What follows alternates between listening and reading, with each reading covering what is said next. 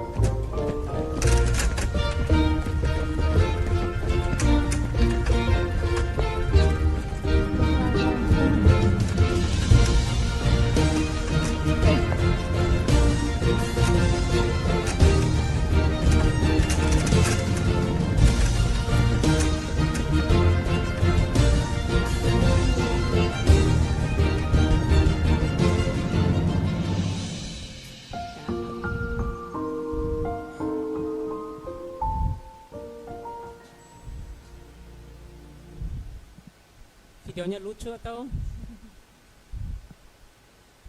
lucu? Ada dedek ketawa tadi. Saya mau tanya sebelah kiri. Ada berapa gerobak? 2 gerobak itu, gerobak pertama berapa orang, yang kedua berapa orang?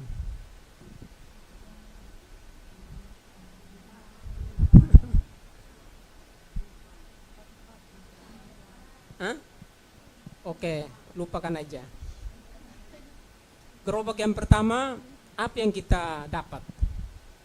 Pesan moralnya.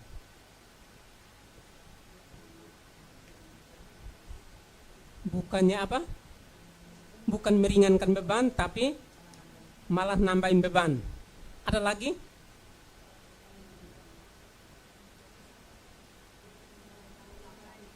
Tidak ada kompak. Ada lagi? Hah? Tidak sevisi. Iya. Apa lagi?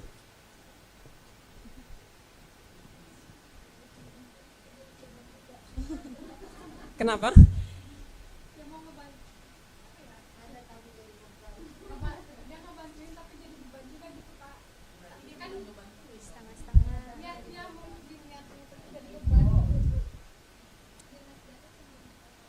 Oh, jadi bukannya bantu malah tambah beban. Iya. Apakah di sini seperti itu?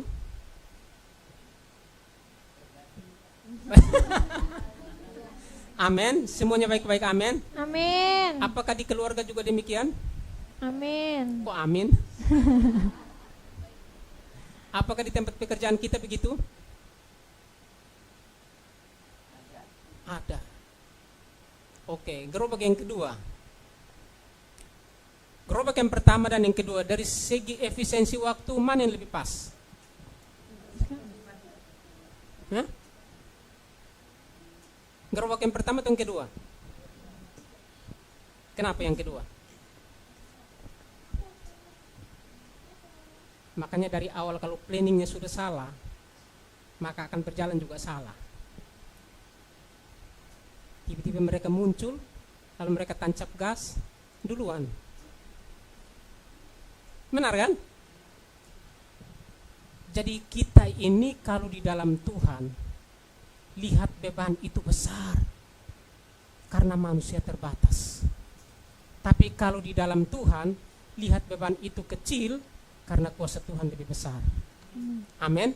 Saya ulangin lagi. Kalau di luar Tuhan, lihat beban itu besar karena manusia terbatas. Tapi kalau di dalam Tuhan, lihat beban itu kecil karena Tuhan kuasanya lebih besar.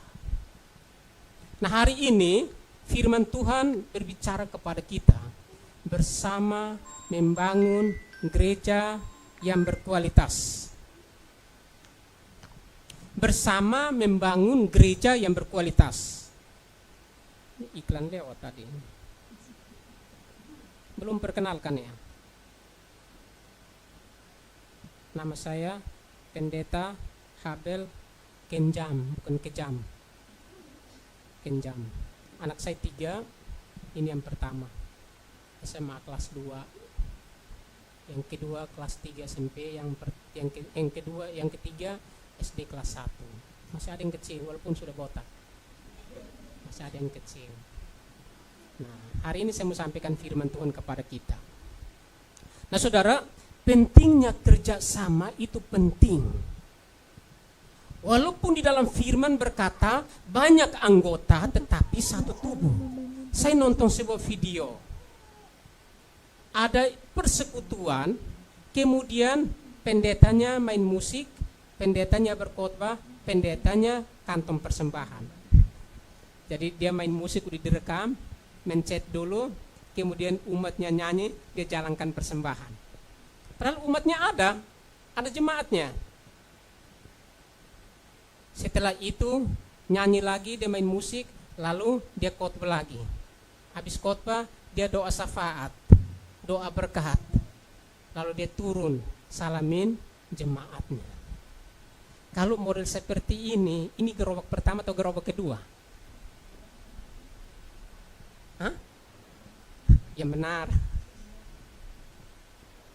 Nah, kita ini mau membangun sesuatu yang butuh untuk menyelesaikan suatu perkara yang besar, maka butuh kebersamaan.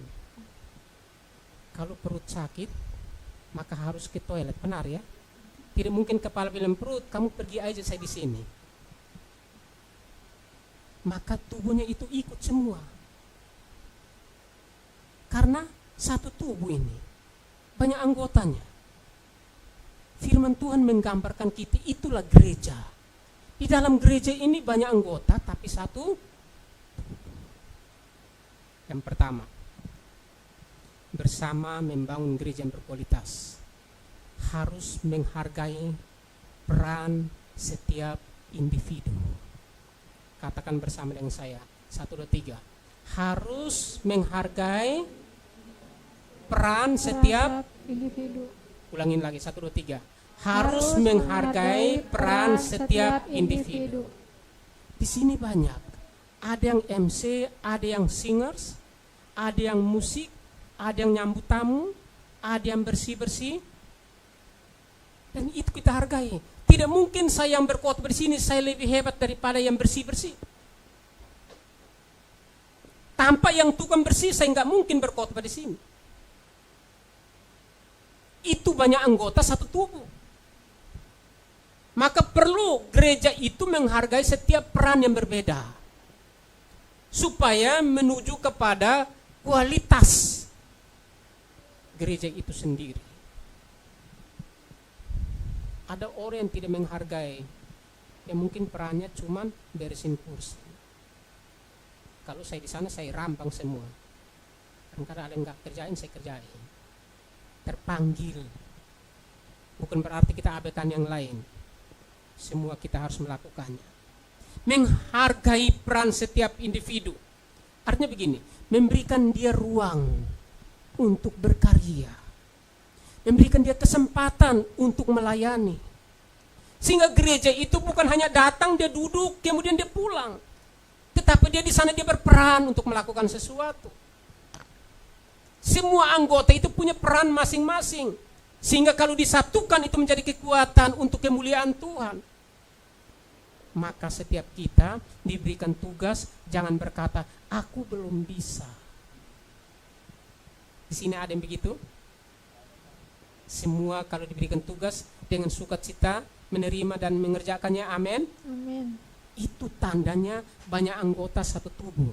Saya melakukan untuk satu tubuh, yaitu Kristus. Alkitab membicarakan kita semua anggota dari tubuh Kristus. Maka apapun yang kita kerjakan, lakukan untuk Tuhan, bukan untuk manusia. Amin. Sehingga dalam Kolose dikatakan, apapun yang kamu lakukan, lakukanlah untuk Tuhan, bukan untuk manusia. Maka setiap kita harus menghargai peran itu. Di dalam menghargai peran masing-masing itu, menandakan bahwa kita membangun rasa memiliki dan kepercayaan. Membangun rasa kita memiliki. Terima kasih Tuhan, hari ini saya mengambil bagian. Datang lebih awal berdoa supaya ibadah ini berlangsung dengan baik. Ada yang datang, duduk, diam, dengan pulang. Syukur-syukur diberkati, kalau tidak dia pulang kosong. Suatu hari ada sebuah kesaksian. Seorang ibu diberikan tugas, Bu, nanti kamu MC ya. Iya. Pak, saya tidak bisa MC karena ibadah belum selesai, saya akan pergi karena saya ada acara. Pertengahan ibadah saya akan pergi. Lebih baik ganti, atau kalau memang Bapak mau, saya pimpin setengah, nanti setengahnya dikasih orang lain. Coba. Berarti nanti pujian itu dia pimpin, setelah dia tinggal orang lain menyambung. Pernah lihat seperti itu? Wah, ini tidak bertanggung jawab. Lalu mulai dari situ diuji oleh pendeta ini. Kita jangan kasih dia bertugas dulu sampai dia siap. Nah, suatu hari karena nggak dikasih tugas, dia minta, Pak Pendeta, saya kok nggak dikasih tugas lagi? Karena udah sering dikasih alasan. Giliran dikasih dia mau pimpin setengah aja. Ini bagaimana dia mau supaya memberi yang terbaik kepada Kristus. Membangun kepercayaan itu sangat penting. supaya benar-benar yang dimuliakan itu Kristus. Maka menghargai setiap peran yang diberikan. Maka respon dengan baik dan kerjakan supaya memuliakan Tuhan. Nah, saudara saya kasih dalam Tuhan Yesus Kristus. Sehingga firman Tuhan berkata kepada kita, karena sama seperti tubuh itu satu dan anggota-anggotanya banyak, dan segala anggota itu sekalipun banyak, mereka satu tubuh, demikian pula Kristus. Makanya Kristus menggambarkan diri sebagai gembala, kita dombanya. Suatu hari dalam satu keluarga lagi ribut-ribut, lalu mereka ribut, yang suami bilang anjing lu, yang istri bilang monyet lu. Lalu orangnya ketok masuk, Salam, masuk Pak Pendeta. Iya, sambut dengan baik. Ditanya, gimana keadaannya? Oh, kami baik-baik sekali. Wah, ibu ini luar biasa. Ternyata baru habis berantem. Di rumah ini ada piaraan enggak? Oh, enggak ada. Tapi tadi ada dipanggil anjing, monyet, babi. Oh, enggak ada Pak Pendeta. Anaknya teriak dari dalam, bohong itu Pak Pendeta. Nah, saudara, seringkali kita ini tidak menjadi anggota yang baik. Pakai bahasa Alkitab, kalau lagi berantem sama suami, sama anak, sama bapak, panggil dia domba. Domba jangan marah-marah. Daripada bilang kambing, Alkitab berbicara dia gembala, kita domba. Lebih elok kita bilang domba. Saya bilang kamu domba cantik sekali hari ini. Kan lebih bagus. Memang kita domba, benar kan? Tuhan menggambarkan kita domba, karena domba itu mau dibentuk dan nurut. Kalau yang lain itu, kalau dia bilang anjing, dia balas yang lain, babi. Tapi coba bilang domba. Pas dia jawab, ya gembala. Kan lebih bagus, benar ya? Jadi kita menghargai peran itu. Handphone saya ini mati-mati. Harus buka terus ini. Yang kedua, tadi yang pertama apa? Menghargai peran setiap individu. Yang kedua, komunikasi yang terbuka. Komunikasi itu kunci keberhasilan sesuatu. Teamwork itu akan baik ketika kita bangun komunikasi yang baik. Komunikasi itu berbicara kepada transparansi. Karena itu dasar kepercayaan. Orang kalau sudah hilang kepercayaan, maka hilang segalanya. Masa bodoh amat, biarin aja. Maka komunikasi itu penting. Sebagaimana Tuhan menggambarkan bagaimana dia berperan baik sebagai seorang gembala kepada domba-dombanya. Sehingga satu hilang dia cari. Maka domba mengenal suaranya dan dia mengenal suara dombanya. Maka mana yang luka, mana yang sakit dia tahu. Karena apa? Dari komunikasi. Ada orang terbuka. Tidak mungkin kalau kepala lagi sakit, tubuh, tangan ini nggak tahu. Kalau ini sakit, semua tahu kan? Benar kan? Kalau pikirannya lagi galau ini, dia tenang nggak hatinya? Ada di sini pikirannya lagi galau, hatinya tenang? Enggak. Maka komunikasi itu penting di dalam membangun tim. Untuk menuju gereja yang berkualitas, maka kita harus berkomunikasi dengan baik. Komunikasi itu bisa langsung, bisa tidak langsung. Sekarang semuanya difasilitasi oleh perkembangan dunia hari ini. Komunikasi bisa lewat apapun. Maka komunikasi itu bisa kita langsung, bisa tidak langsung. Nah, mulut kita ini dipakai untuk komunikasi. Perbendaharaan itu yang keluar itu harus firman. Karena dari mulut cuma keluar dua, kalau enggak kutuk berkat. Kita menilai diri kita. Dari saya kira-kira mana yang banyak yang keluar tiap hari? Kutuk atau berkat? Kalau kutuk, maka kutuk itu akan kembali. Kalau berkat, maka berkat itu akan kembali. Karena ketika kita memberkati orang, maka berkat itu pun akan kembali ke kita. Sehingga kita berkata salam, salam damai sejahtera. Maka saya ketika bilang salam, tubuh saya sehat, jiwa saya sempurna, hati saya damai. Berarti orang yang terima salam saya itu, saya memberkati dan dia memberkati saya. Maka komunikasi itu sangat penting. Karena apa? Komunikasi yang baik akan menghindari konflik dan kesalahpahaman. Benar kan? Kalau komunikasi yang baik itu akan menghindari konflik dan kesalahpahaman. Kalau pacaran, di sini siapa yang pacaran? Yang lagi aktif pacaran? Hotma. Mana Hotma? Oh, Hotma. Hah? Kak Iva mana? Oh iya. Yang ngomong juga udah pacaran ya. Kalau komunikasi dalam pacaran, kalau salah, kira-kira lawan kita marah enggak? Marah, tersinggung. Maka komunikasi itu maksudnya bisa benar, tapi intonasinya kalau berpengaruh bisa mendatangkan konflik. Saya lapar. Kok makanan tidak ada? Maksudnya benar enggak? Benar. Apa yang salah? Intonasi. Nanti dia balas di sana. Matamu di mana? Itu ada di meja itu. Makan. Benar kan? Memang nasi ada di meja. Disuruh makan. Benar kan?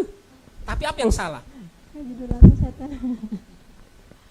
Nah, kita ini kadang membangun budaya yang tidak baik, yang merusak timur dalam hal komunikasi.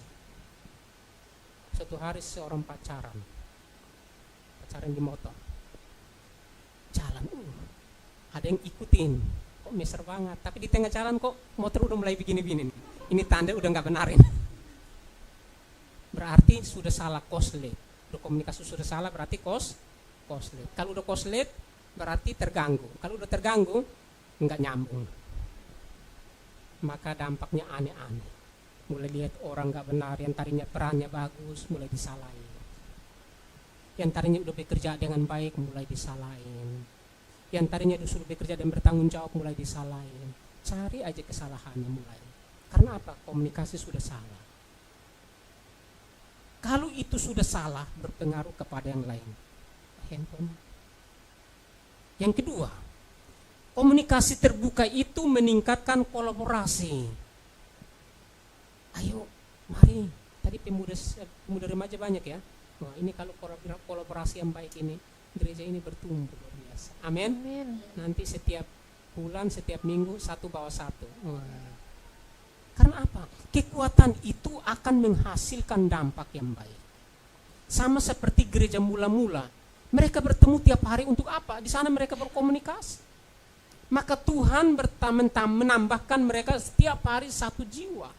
Karena apa? Dari komunikasi yang baik. Menghargai. Maka kita harus jaga mulut kita. Masing-masing minumnya. Saya mau jaga mulut saya. 1, 2, 3. Saya mau jaga mulut saya. Kalau tidak dijaga, maka orang berkata, mulutmu harimaumu. Harus hati-hati berbicara. Meningkatkan kolaborasi yang baik. Komunikasi terbuka itu akan memperkuat sinergi dan untuk mencapai tujuan. Memperkuat sinergitas. Kalau satu lagi salah, ayo dipanggil, diingatin. Di dalam 2 Timotius 3 ayat 16 dikatakan begini. Firman Tuhan itu diilhami kemudian bermanfaat untuk mengajar. Komunikasi terbuka itu landasannya firman Tuhan. Karena firman Tuhan itu dipakai untuk mengajar. Yang kedua, firman Tuhan itu bermanfaat untuk memperbaiki kesalahan. Yang ketiga, firman Tuhan itu untuk memperbaiki kelakuan. Yang keempat, firman Tuhan itu mendidik orang dalam kebenaran. Maka siapapun yang masuk di dalam teamwork menjadi anggota dari satu tubuh itu, maka saling mengingatkan. Bertanya kepada kita, kalau orang ingatin kita, kita siap terima atau tidak? Itu problemnya. Ada orang selalu berkata nih, kamu aja kayak gitu, ingetin gua. Kamu berubah dulu, jangan ngomong doang, ingetin orang.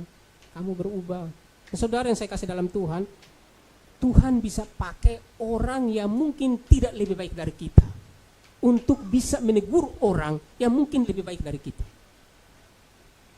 Maka kalau sudah menjadi satu anggota, maka tidak ada persoalan kalau ditegur, diingati, dikoreksi. Pasti dia terima dengan baik. Karena sudah membangun sesuatu yang baik. Ini perlu kita bangun. Sehingga pada akhirnya dengan komunikasi yang baik akan membangun kedekatan. Sehingga selalu tidak meninggalkan komunitas itu. Kenapa komunitas kita ini ada yang pergi pulang, pergi datang, datang pergi? Karena komunikasi tidak baik. Saya ke sana nggak nyambung. Suatu hari ada jemaat saya, Pak, saya mau di sini aja ya. Oh iya, oke, sangat terbuka gereja, siapapun bisa datang. Emang di mana tadinya? Oh di sana.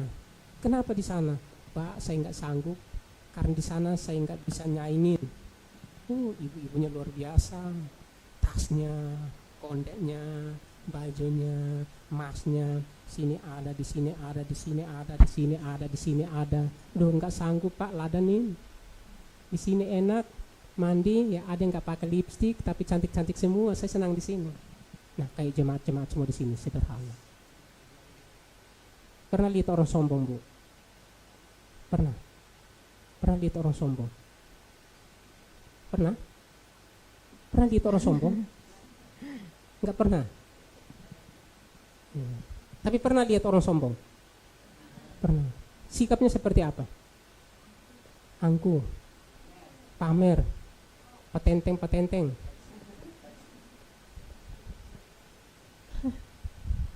Gereja itu menghargai peran yang berbeda, tertanda bahwa kita sudah ditaklukkan di dalam Kristus, dan biarlah kita jadi teladan. Sehingga pesan Tuhan kepada Timotius, jadilah teladan dalam perkataanmu, kesucian hidup. Komunikasi yang terbuka, itu yang kedua.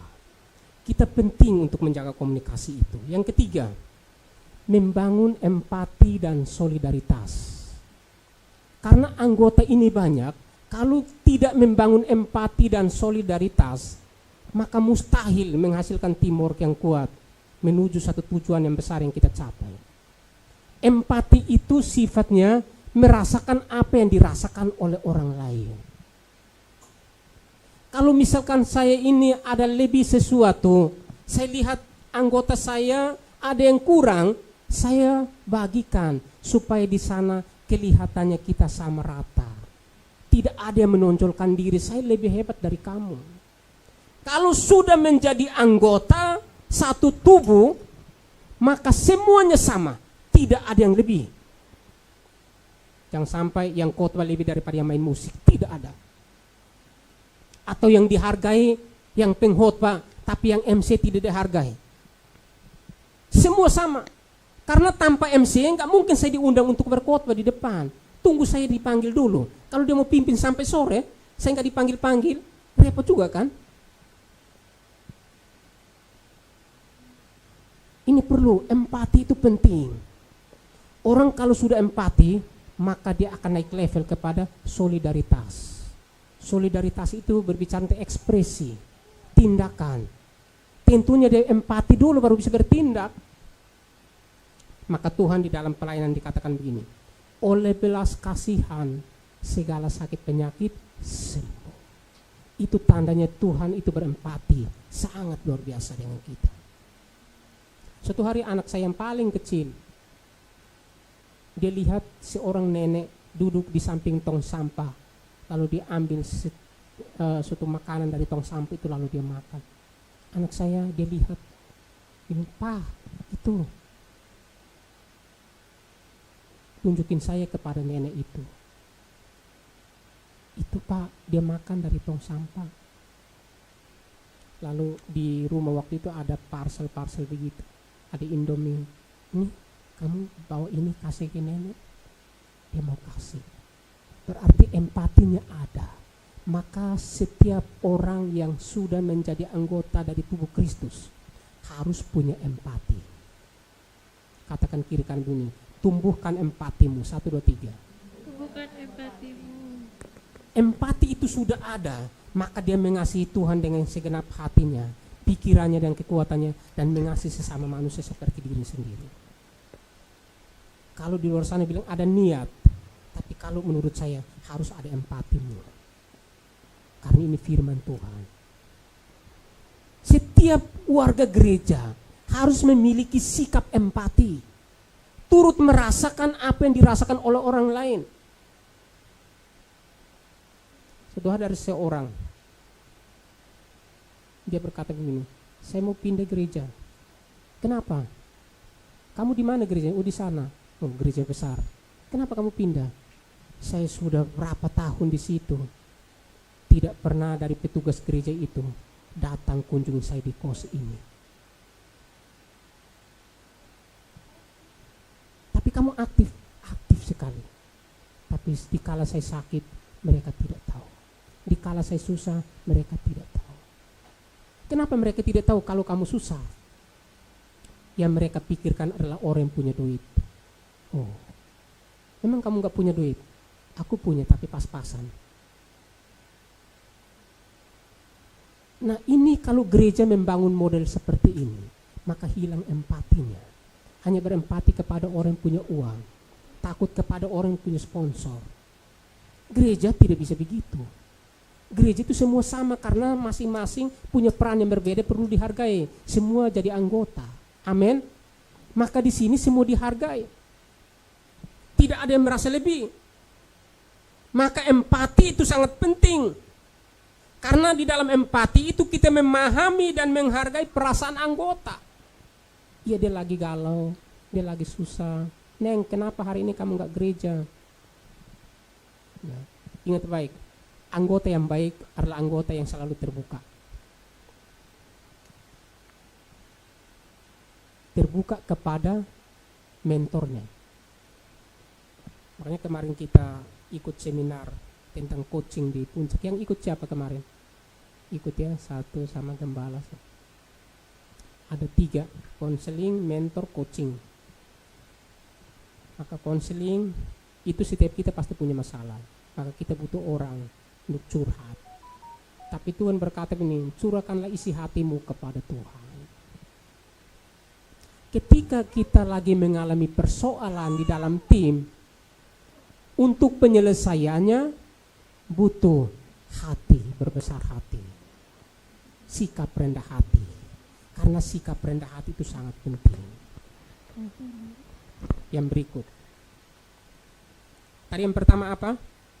Menghargai perasaan setiap individu. Yang pertama apa tadi? Menghargai perasaan setiap individu. Yang kedua? Komunikasi yang terbuka. Yang ketiga? Membangun empati dan solidaritas.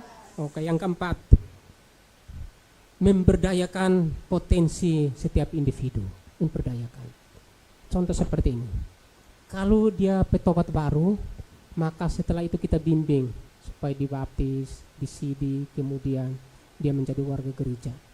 Setelah itu dikasih peran, mungkin dia susun kursi, lalu di situ lama-lama dia terima tamu, lama-lama dia singers, lama-lama dia MC, lama-lama dia main musik, lama-lama dia pimpin kelompok. Itu namanya memperdayakan potensi yang ada di dalam diri setiap anggota. Maka setiap anggota itu berlomba-lomba untuk naik level.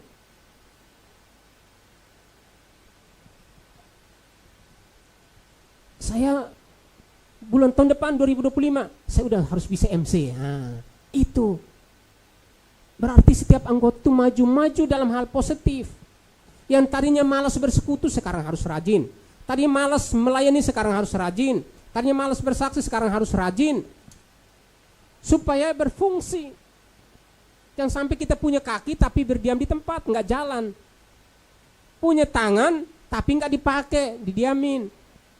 Punya pikiran tapi nggak dipakai, didiamin. Nah, anggota itu kolaborasinya supaya memperkuat tubuh itu.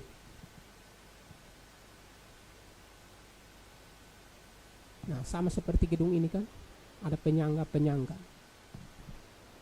Gedung ini kan banyak materialnya, ada besi, ada batu, ada pasir, ada air, ada semen. Tidak mungkin batu sendiri tiba-tiba jadi gedung. Benar kan? Besi tidak mungkin berkata saya lebih penting karena tanpa saya nggak bisa ngikat semen itu. Semen juga bisa berkata saya lebih penting, tanpa semen bisa pasang batu apapun akan rubuh. Semua penting. Maka disitulah kekuatan untuk mencapai gereja yang berkualitas. Memperdayakan potensi itu. Mungkin potensi itu ada yang gak nongol, ada yang gak kelihatan. Dia main di belakang layar, tapi dia sudah mengambil peran yang sangat luar biasa. Saudara yang saya kasih dalam Tuhan, ada sebuah cerita anekdot. Saya ikutin di YouTube ya. Ceritain dari seorang pendeta. Cerita ini begini. Di satu kampung ada seorang yang kaya. Di satu kampung satu orang kaya. Orang kaya itu pelit. Cuman dia sendiri yang kaya. Kemudian suatu hari datang mimpi. Lalu mimpi itu berkata begini, 10 hari lagi kamu akan mati. 10 hari lagi. Berarti kalau hari ini 10 hari ke depan hari apa dia mati? Rabu. Berarti hari Minggu. Besok malam Selasa dia tidur mimpi lagi. 9 hari lagi kamu akan mati. Berarti hari ke-7, 7 hari lagi kamu akan mati. Lalu mimpi pertama dia bingung. 10 hari lagi aku akan mati. Dia gak mau keluar rumah, takut tabrak atau ditabrak. Hari ke-9 dia mimpi, 9 hari lagi kamu akan mati. Dia gak mau keluar, takut dibunuh orang. Hari ke-8 mimpi lagi, 8 hari lagi kamu akan mati. Dia gak mau keluar, semua di dalam rumah dipanggil semua, sini kalian semua. Setiap makanannya diperiksa, siapa tahu ada yang racunin dia. 7 hari lagi mimpi lagi, 7 hari lagi kamu akan mati. Wah, semakin bingung. Hari terakhir dia tidak mau tidur, takut dia tidur tidak bangun. Dia berpikir lebih baik saya mati saat saya hidup. Tapi satu malam itu tidak ada tanda-tanda dia mati, tapi dia takut. Di kampung itu kebiasaannya kalau orang mati pukul gong.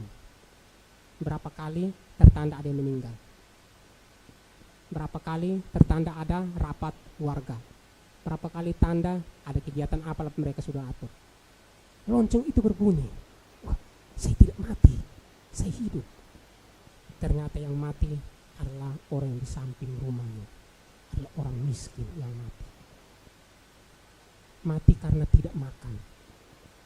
Coba orang kaya ini bantu dia kasih makan, tidak mungkin dia mati. Lalu dia sadar, ternyata yang mati tidak jauh-jauh dari rumah. Dia merasa bersalah karena dia diberkati tapi dia pelit. Terbeban, tertuduh, merasa bersalah karena terima hujatan. Pada akhirnya melalui pelajaran itu dia diubahkan Tuhan, mulai bermurah hati. Bahwa kalau saya berbagi, tidak mungkin orang miskin itu mati. Kalau saya berbagi, tidak mungkin dia susah. Mulai dari situ Tuhan mengajar dia melalui mimpi. Tadinya ketakutan, ketika dia berbagi, sekarang dia merasa aman dan damai. Maka dia mempunyai teamwork yang kuat, berdampak melalui berkat-berkat yang diterima. Itu Tuhan maunya seperti itu.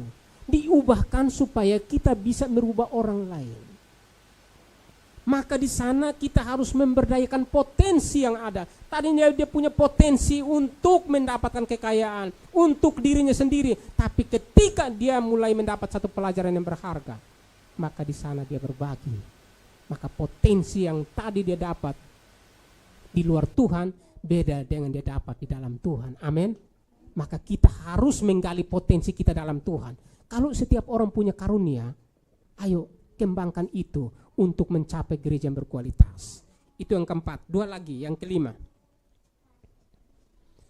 untuk mencapai gereja yang berkualitas membutuhkan atau mengutamakan kesejahteraan bersama. Kalau ada yang tidak makan, maka semua harus nggak makan. Kalau ada yang makan, ayo semua makan. Ini tidak, ada yang susah, ada yang senang. Maka kalau di dalam anggota itu satu sudah kecewa, maka itu akan jadi virus. Yang tadinya tangan yang kecewa, dia akan pengaruhi kakinya. Mulai pengaruhi telinganya, mulai pengaruh hidungnya, mulai pengaruh mulutnya, akhirnya teamwork itu rusak. Maka yang kita bangun mengutamakan kesejahteraan bersama. Susah senang kita bersama-sama. Itu gereja yang kuat. Maka persekutuan gereja itu kuatnya seperti jemaat mula-mula. Mereka berkumpul makan bersama-sama. Amin. Nah, keluarga ini jemaat yang kuat. Walaupun dari dulu persoalan, pergumulan, silih berganti terjadi, tapi hari ini eksis pada akhirnya ini tempatmu untuk beribadah. Karena apa? Sudah melewati level demi level. Maka harus mengutamakan kesejahteraan bersama. Setiap keputusan yang diambil penting untuk mempertimbangkan kesejahteraan bersama daripada kesejahteraan individu. Sehingga satu sakit, semua sakit. Tidak mungkin kaki berkata, aku lebih penting dari tangan. Maka semua itu penting. Maka mengutamakan kesejahteraan. Kalau tangan sakit, maka tubuh ini semua sakit. Itu sebabnya tidak boleh saling menyakiti. Amin. Tidak boleh saling memfitnah, melukai, mendendam, membuli, dan segala macam. Karena kita sudah semua satu anggota, maka anggota itu harus sehat. Kalau satu sakit, maka kita semua sakit. Harus mengutamakan kesejahteraan bersama. Ada uang, ayo kita berenang bersama, nikmatin. Suatu hari Pak Suhardi ada kesaksian. Dia bilang begini, kalau ini uang 100.000, saya ke warung, saya makan, saya habiskan, tidak ada nilainya. Tapi 100.000 saya ajak 5 orang makan di Padang, satu porsi 20.000, 5 orang saya udah memberkati mereka. Ada nilainya. Benar kan? Waktu pas khotbah di Persekutuan Gembala, Pak Suhardi berkata, iya benar juga. Lalu kalau 100.000 saya makan sendiri kayaknya hilang aja udah. Tapi kalau saya ajak teman makan bersama, ngopi bersama, ngeteh bersama, rujak bersama, wah enak itu. Walaupun cuma 100.000, tapi lebih daripada itu membangun kekompakan, membangun kebersamaan, membangun kenikmatan, membangun kekuatan, membangun kesatuan. Cuma 100.000. Nah itu membangun kualitas kelompok. Yang terakhir, menyelesaikan konflik dengan bijak. Konflik adalah hal yang tak terhindarkan dalam setiap kelompok atau individu. Karena konflik itu tetap pasti akan ada. Tapi kalau kita semua sudah melewati tahap demi tahap, maka kita akan dewasa di dalam mengambil keputusan menyelesaikan konflik. Konflik itu nggak usah diundang, pasti ada. Tapi kalau kita sudah dewasa dalam Tuhan, mau ada konflik, tidak ada konflik, tetap kita aman. Amin. Karena sudah membangun tim yang kuat. Nah gereja pun demikian. Untuk membangun gereja yang berkualitas, kita harus jaga dengan baik di pagar ini. Maka wajib doa berantai itu penting. Setiap orang minimal di dalam doa pribadinya sebut. Ya sejauh kita menyebut semua anggota jemaat, kalau kita hafal semua, sebut namanya. Paling 1 menit, 2 menit sebut namanya, enggak lama. Tuhan berkati siapa? Pak Suhardi, Ibu, kedua anaknya, kemudian para majelis, pengurus-pengurus jemaat. Suatu hari ada seorang marah. Kok di mimbar itu pendeta itu ngomong, kok cuman orang-orang yang itu aja yang didoain terus. Nah kita nggak didoain. Ternyata yang didoain itu adalah orang yang suka memberi banyak daripada yang sedikit. Anggota ini mau sedikit mau besar perlu dihargai. Amin. Perannya kecil mau besar pun perlu dihargai. Sehingga Tuhan Yesus memberi teladan, contoh di dalam firman-Nya. persembahan orang kaya dengan janda miskin. Pada akhirnya Tuhan lebih berkenan kepada persembahan si janda daripada orang kaya. Tuhan mau mengajar bahwa di dalam kita sebagai tubuh Kristus tidak ada yang berbeda dan tidak ada yang lebih. Semuanya sama. Sehingga ada lagu sekolah minggu, dalam Yesus kita bersaudara. Di dalam keluarga pun dibangun atas kebersamaan. Peran suami, ayo kita hargai. Peran istri kita hargai. Peran anak kita hargai. Dalam rumah tangga. Terakhir dari ini. Boleh enggak suami setrika baju? Pernah enggak di sini bapak-bapak bilang ke istrinya, "Ma, hari ini karena weekend, Sabtu Minggu. Ma, weekend minggu ini mama istirahat. Semua pekerjaan rumah saya yang borong semua."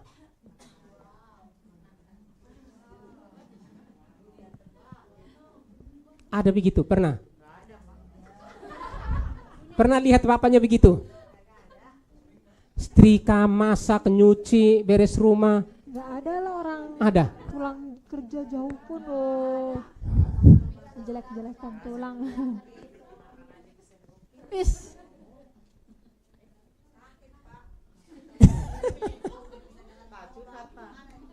Kenapa?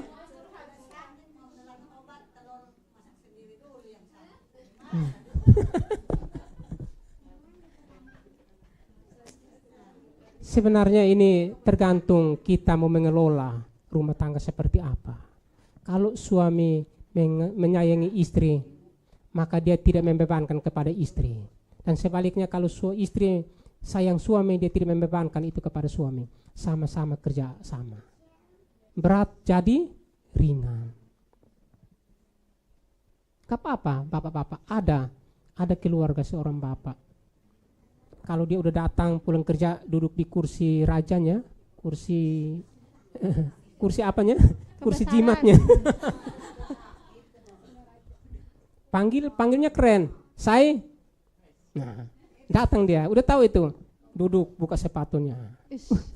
Keren banget. Kalau saya jadi suami istri, aduh, luar biasa itu. Mak, tahu kan? Kopi. Mau makan aja dicentongin loh. Padahal di depan. Maka Yesus bilang begini, aku datang bukan untuk melayani, bukan untuk dilayani, tapi melayani. Kadang-kadang bapak-bapak ini jadi raja. Jadi istri jadi budak. Sepatu aja disemer sama dia. Dicuci lagi. Di sini ada, Bu? Suami baik-baik semua ya? Oke, kesaksian berikutnya untuk menutup firman Tuhan ini. Kita mau fair. Di rumah yang paling cerewet suami atau istri? Loh, yang belum menikah bilang suami. Gimana sih? Sela, kok suami sih? Nggak apa berarti bapak ya, suami ya. Benar ya? Ibu-ibu yang cerita itu bapak-bapaknya? Sini ada bapak-bapak berapa orang yang sudah menikah? Berapa orang? 1, Kak, udah 2. menikah, tunjuk tangan nih. Yang udah menikah di sini berapa orang? Oh, diam-diam. 1, 2, 3. Oke. Kira-kira suami atau ibu? Sama-sama cerewet. Yang lebih bawel siapa? Sama-sama juga. Yang lembut siapa? Sama-sama juga.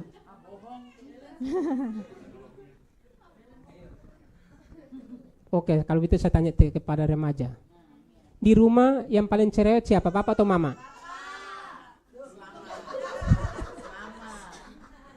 Kenapa Bapak?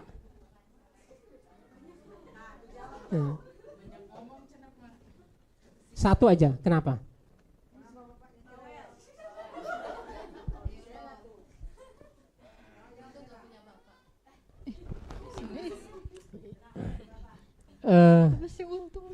Di dalam Kejadian pasal 1 dikatakan begini. Tuhan menciptakan manusia menurut gambar dan rupa Allah. Diciptakan manusia laki-laki dan manusia perempuan. Kemudian Tuhan memberkati mereka. Lalu berfirman Tuhan kepada mereka, beranak cucu dan penuhi bumi. Lalu diberikan tugas bertanggung jawab atas ikan-ikan di laut dan burung-burung di. Strukturnya sangat jelas. Kalau di dalam firman perjanjian baru, tugas suami ada, tugas istri juga ada. Maka semua tugas itu dilaksanakan dengan baik. Istri juga cari uang. Sama-sama cari uang. Iya, sama-sama cari uang. Tapi esensinya itu jangan hilang. Harus tahu saya istri, harus tahu saya suami. Ada orang suka merendahkan istrinya dan sebaliknya ada orang merendahkan suaminya di depan umum. Nah, ini yang tabu. Harus dijaga. Siapa lagi yang menghormati pasangan kita kalau bukan orang yang ada di sampingnya. Maka yang remaja-remaja ini berdoa untuk pasangan hidup kalian. Takut Tuhan itu penting. Yang takut Tuhan aja gak bisa ada jaminannya, apalagi gak takut Tuhan. Jangan cepat-cepat mengambil keputusan. Aku mencintaimu seumur hidupku. I love you full. Waduh.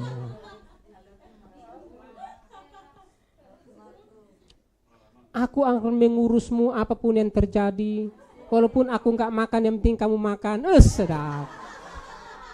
Oh gak apa, lapar.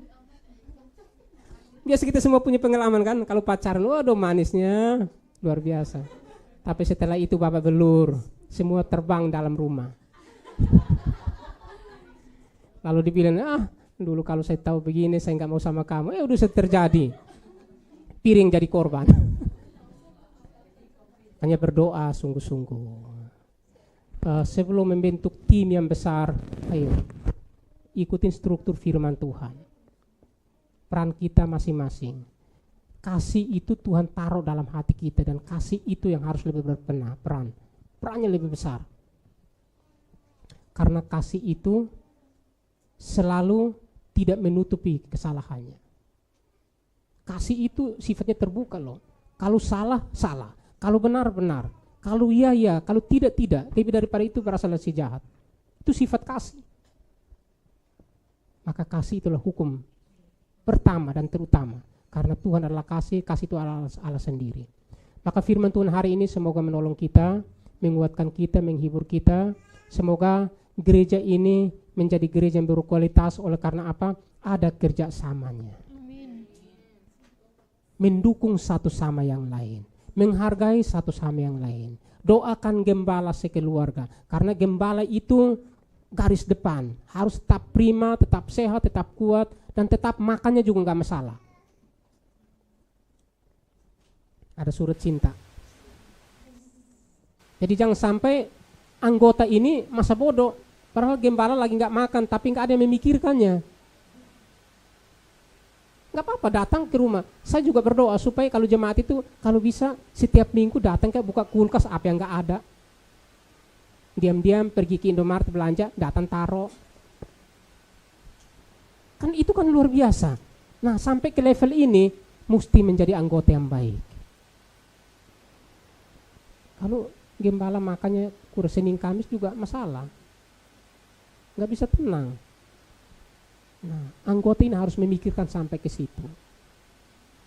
Gak apa-apa, selagi ke pasar beli untuk makan, iya beli 2 porsi sehingga antar gembala. Atau antar anggota yang lain yang gak punya. Selagi tidak dapat lebih berkat, ayo saya belanja sekalian kirim sayur. Oh luar biasa, itu tandanya jemaat yang berkualitas. Selalu berbagi. Amin. Demikian firman Tuhan hari ini. Semoga kita semua diingatkan Tuhan. Mari kita selagi masih hidup kita berkarya untuk membangun kerajaan Tuhan di bumi ini dan kita berdampak. Mari kita berdoa.